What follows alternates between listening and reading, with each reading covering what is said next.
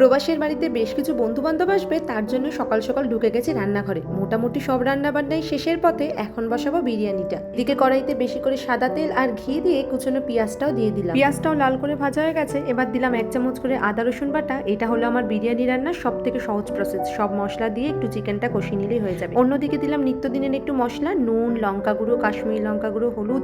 ভালো করে মশলাটা কষিয়ে অল্প করে জল দিয়ে চিকেনটাও দিয়ে দিলাম। আমি চিকেনগুলো আলাদা করে আর ম্যারিনেট করিনি, মশলাতেই ভালো মতন সেদ্ধ হয়ে যাবে, তারপর তো আরো একবার ভাপে দেবো। এদিকে প্রায় মিনিট 20 মতন রেখেছিলাম, চিকেনটা ভালো মতন সেদ্ধ হয়ে গেছে। এবার দিলাম ঘরে বানানো একটু বিরিয়ানির মশলা, আলু বোকরা আর বিরিয়ানির একটু ফ্লেভার। এদিকে ভাতটাও বসিয়ে নিয়েছিলাম জলে। গোটা গরম মশলা, তেল, নুন, তেজপাতা, টুকরো করা লেবু দিয়ে 80% মতন চালটা ফুটিয়ে নিয়েছি। ব্যাস, এবার লেয়ারিং এর পালা। নিচে ঘি, চিকেন, ধাপে ধাপে ভাত দিয়ে, তার উপরে দুধের মিশ্রণ, মশলাপাতি দিয়ে ফয়েল পেপারে ভালো করে জড়িয়ে ভাপে একটু বসিয়ে নিলেই হবে। নিচে সামান্য জল দিয়ে প্রায় 30 মিনিট মতন ভাপাতে বসালাম।